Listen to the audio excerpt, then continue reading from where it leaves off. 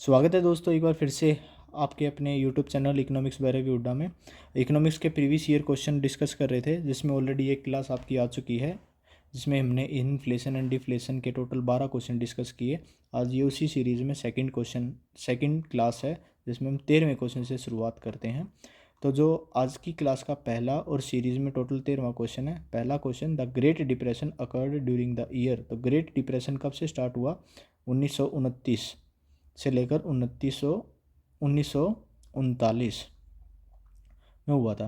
दोस्तों ये जो ग्रेट डिप्रेशन है, अत्यधिक मंदी, ये इकोनॉमिक क्राइसिस थे जिसकी वजह से पूरा world, most of the countries world में प्रभावित हुई थी। एक्चुअल में इसकी जो शुरुआत है वो यूएसए से हुई थी। यूएसए से इसकी शुरुआत हुई थी। यूएसए में क्या हुआ था, अचानक से स्टॉक मार्केट क्राइसिस आ गए थे। स्टॉक मार्केट जो है क्राइसिस आ गए थे, स्टॉक मार्केट क्रैश हो गई थी। स्टॉक मार्केट क्रैश हो गई थी। और क्रैश कब हुई थी? 24 अक्टूबर 1929 को। उस दिन थर्सडे था, इसलिए इस घटना को ब्लैक थर्सडे के नाम से भी जाना जाता है। ब्लैक थर्सडे, ये भी क्वेश्चन आया हुआ आपका। ब्लैक थर्सडे, ग्रेट डिप्रेशन को क्या भी कहा जाता है? Black Thursday. तो 24 अक्टूबर 1929 को स्टॉक मार्केट क्राइसिस हो गई थी। दोस्तों आपको यकीन नहीं होगा, उस दिन ऑल ओवर वर्ल्ड में लगभग 5,000 बैंक बैंकरप्ट हो गए थे। बैंकरप्ट हो गए थे लगभग 5,000 बैंक जो है इस स्टॉक मार्केट के क्रैश की वजह से बैंकरप्ट हो गए थे। इस स्टॉक मार्केट क्रैश की वजह से ही यूएसए में इसको क्या बोला जाता है? यूएसए की हिस्ट्री में इसको ब्लैक थर्सडे के नाम से जाना जाता है। तो ये शुरुआत इसकी जो ग्रेट डिप्रेशन की है वो कब से हुई थी? 1929 से लेकर 39 तक। ऑप्शन ये 39 होना चाहिए था, लेकिन एसएससी में इसको 34 ही कर रखा था। क्लियर है? तो second question, the world great depression already discuss कर चुके हैं 29 में। State of the which of the second, अगला क्वेश्चन है 15, state of which of the following is correct? The consumer price index, CPI. दोस्तों ये जो सीपीआई है, consumer price index, BJP government ने 2014 में आने के बाद महंगाई का जो डाटा है वो चेंज कर दिया 2015 से, कि अब महंगाई का डाटा पहले डब्ल्यूपीआई पे होता था, होलसेल प्राइस इंडेक्स, अब ये कंज्यूमर प्राइस इंडेक्स पे हो गया। कंज्यूमर प्राइस इंडेक्स, उपभोक्ता कीमत सूचकांक, मतलब एक कंज्यूमर को किस हिसाब से चीज़ें मिल रही हैं, कितने प्राइस में उसको चीज़ें मिल रही हैं। कंज्यूमर प्राइस इंडेक्स, उपभोक्ता कीमत सूचकांक। रिटेल लर जैसे हो गया, एक कंज्यूमर जो हो गया उसको किस हिसाब से चीज़ मिलती है। तो पहला था स्टैंडर्ड ऑफ लिविंग, गलत। दूसरा, extend the inflation of price index of the consumer, बिल्कुल ठीक। Extend of inflation in the price of the consumer, उपभोक्ता वस्तुओं की कीमतों में मुद्रास्फीति की सीमा। दोस्तों अगर सीपीआई की बात की जाए तो जो सीपीआई है, सीपीआई में हम लोग सीपीआई को 3 कैटेगरी में बांट दिया। पहला सीपीआई रूरल, सीपीआई अर्बन और सीपीआई कंबाइन। CPI combined.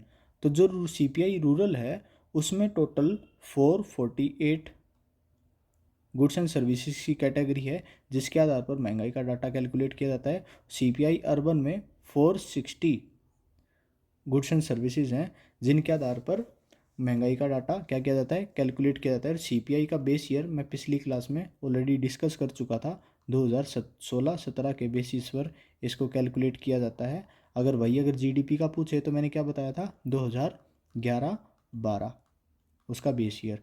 तो महंगाई का डाटा के लिए बेस ईयर 2016-17। तो सीपीआई अर्बन, सीपीआई रूरल और CPI combine, CPI combine main है ये हमारा।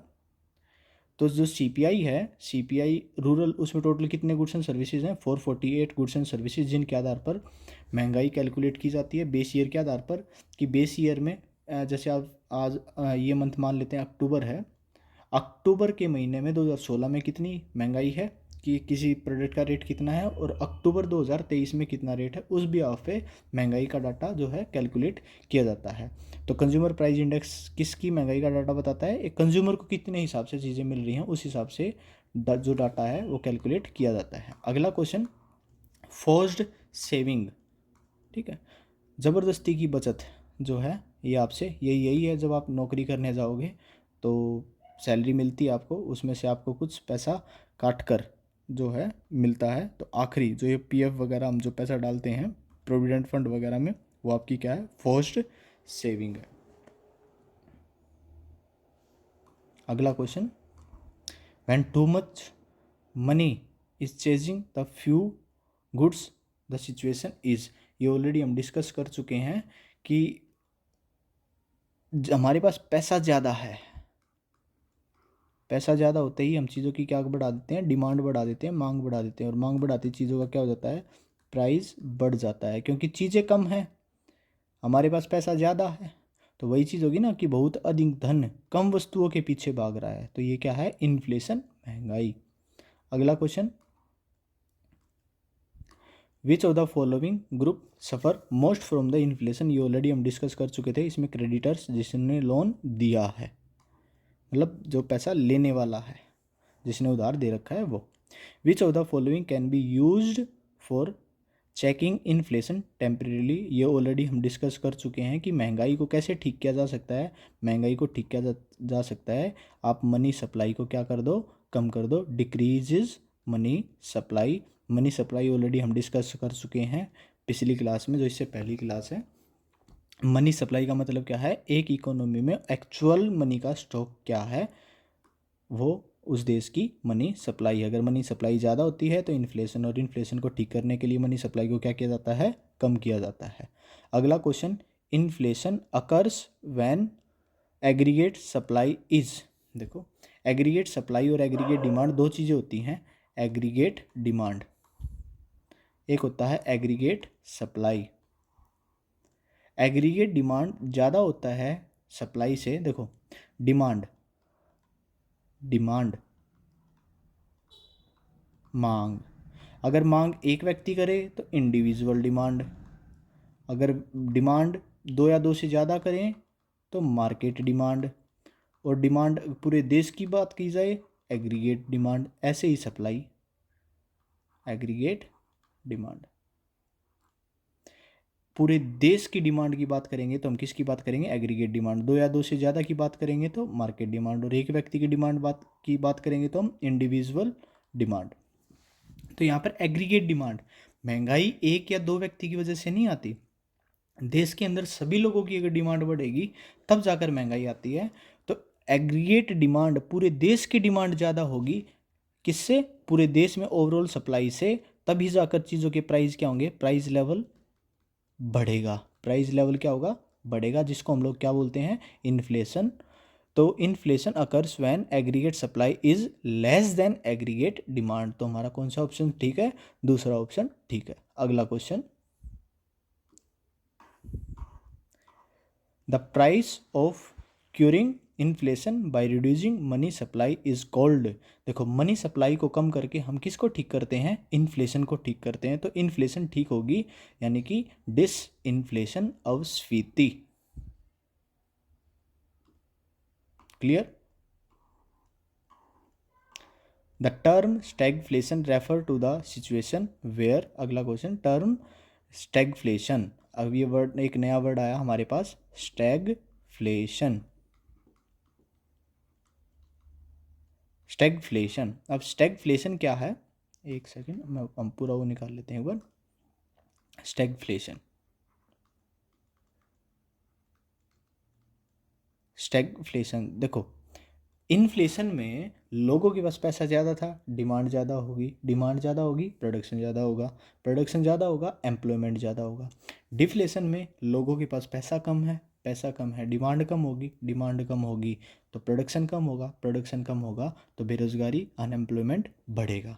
एक इकोनॉमी में इन्फ्लेशन और डिफ्लेशन अगर दोनों एक साथ अगर आ जाते हैं तो वो सिचुएशन क्या कहलाती है, स्टैगफ्लेशन कहलाती है। आप इसमें तीन चीज़ों को लिख लो। Stagflation, stagflation is a condition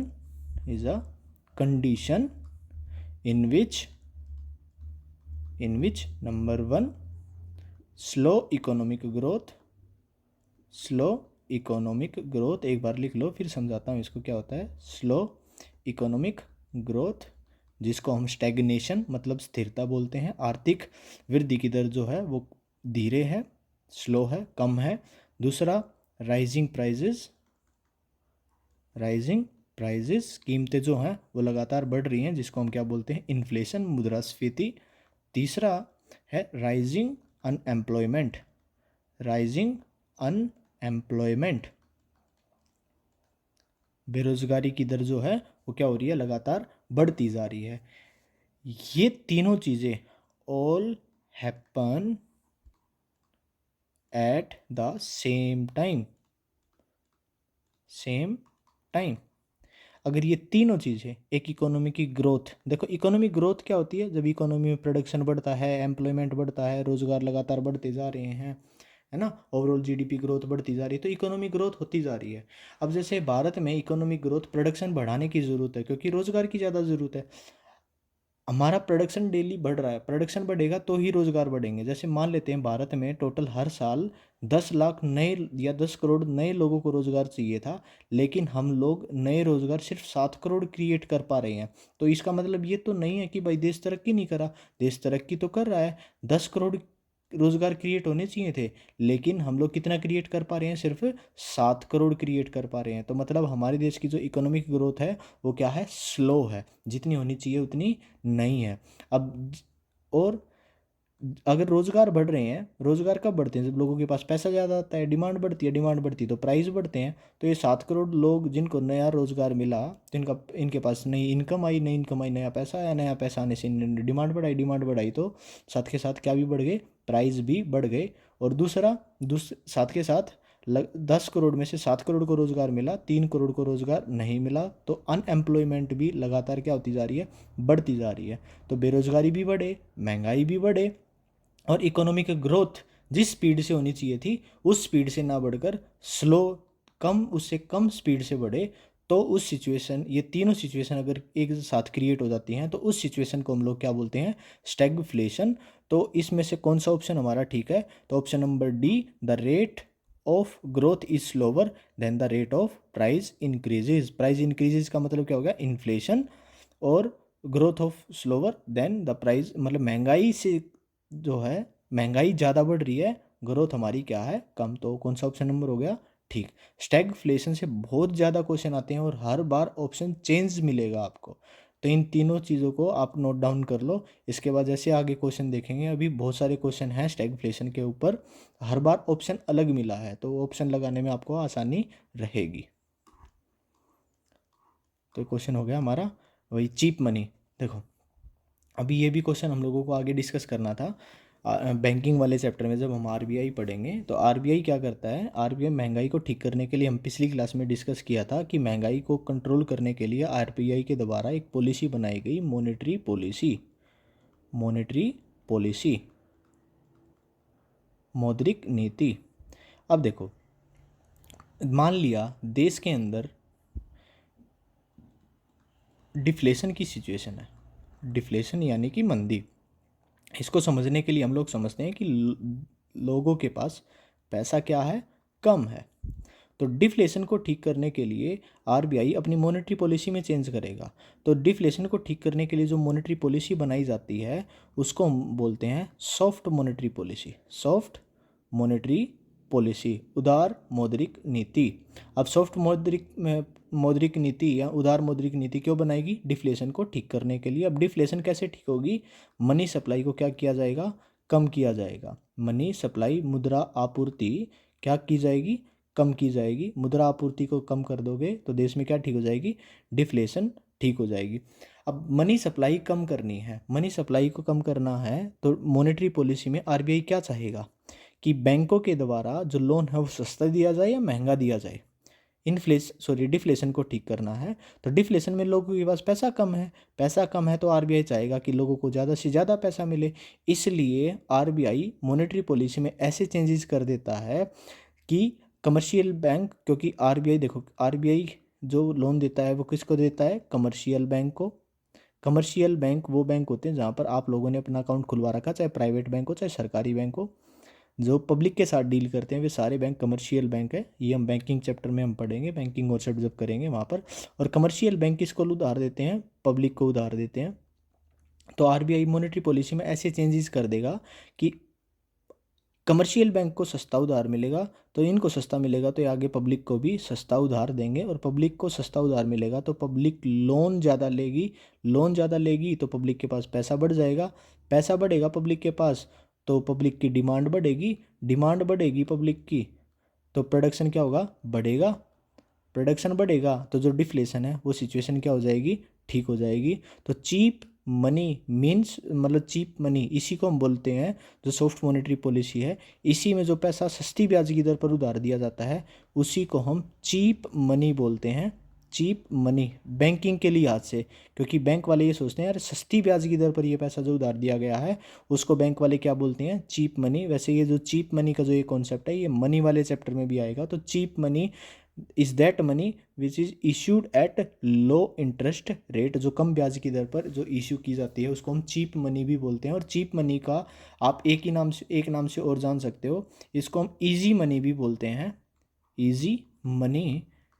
cheap money banking point of view से, क्योंकि बैंक वालों को सस्ती ब्याज की दर पर जो पैसा उधार देना पड़ा, और इजी मनी इसलिए ये कंज्यूमर पॉइंट ऑफ व्यू से, क्योंकि उनको सस्ती ब्याज की दर पर पैसा मिला है जिसको आसान करना रिटर्न करना आसान होता है, रिटर्न करना जिसको आसान है, इसलिए कंज्यूमर पॉइंट ऑफ व्यू से, आपके पॉइंट ऑफ व्यू से इजी मनी और बैंकिंग पॉइंट ऑफ व्यू से चीप मनी। और ये चीप मनी हुआ या इजी मनी हुआ ये कब क्रिएट किया जाता है, ये डिफ्लेशन में की सिचुएशन में क्रिएट की जाती है। इसमें सॉफ्ट मॉनेटरी पॉलिसी का यूज़ करके, जिसमें लोन को क्या किया जाता है, सस्ता किया जाता है ताकि लोग लोन ज़्यादा लें और इन देश में जो डिफ्लेशन की सिचुएशन है वो क्या की जा सके, ठीक की जा सके।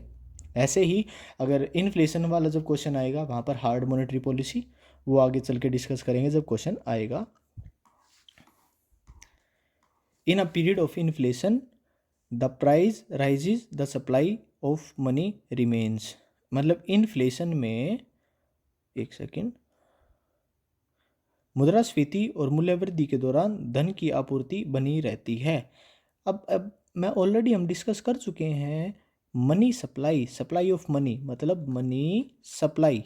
अब मनी सप्लाई क्या होगी, बढ़ेगी, आप देश में टोटल ज़्यादा पैसा होगा, देश के पास अगर ज़्यादा पैसा होगा तभी तो महंगाई आएगी, तभी तो प्राइस क्या होंगे, बढ़ेंगे, तभी तो डिमांड ज़्यादा होगी। अगर पैसा ज़्यादा है तो आप ज़्यादा खर्च करोगे, ज़्यादा खर्च करना मतलब मांग बढ़ेगी, मांग बढ़ेगी। एक मिनट, चलो एक सेकेंड, मनी सप्लाई क्या थी, ज़्यादा थी, तो मनी सप्लाई क्या होनी चाहिए, इंक्रीजेज होनी चाहिए। ऑलरेडी डिस्कस कर चुके हैं, चलो छोड़ देते हैं इस चीज़ को। आगे देखो फिर वही बात आ गई, स्टैगफ्लेशन का एक और क्वेश्चन आ गया। स्टैगफ्लेशन इज द सिचुएशन, तो मैंने आपको 3 चीज़ें लिखवाई थी। पहले पे क्या था, स्लो इकोनॉमिक ग्रोथ, दूसरे पे क्या था, इन्फ्लेशन यानी कि राइजिंग प्राइजेस, प्राइस बढ़ेंगे, और आगे क्या लिखा था, राइजिंग अनएम्प्लॉयमेंट। देखो यहाँ पर स्टैगफ्लेशन, देखो slow economic growth, slow economic growth में मैंने बोला था कि इसको हम क्या बोलते हैं, स्टैग्नेशन, स्टैग्नेशन स्थिरता,